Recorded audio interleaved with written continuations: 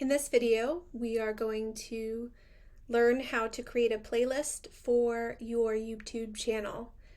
Make sure that you're logged in and go to YouTube Studio, then go down to Playlists. Up in the right-hand corner, click New Playlist, add your title. Mine is YouTube Tutorials. We want to make sure that the visibility is public, then click Create. Now we are going to edit. The first thing that I want to do is add a description. I've got one right there. And then click on the three dots and we are going to add videos. So I'm going to look at my YouTube videos and I'm going to add.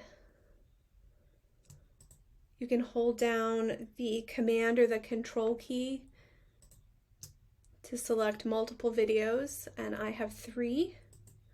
I'm going to click on Add Videos, and there you have your playlist for your YouTube account.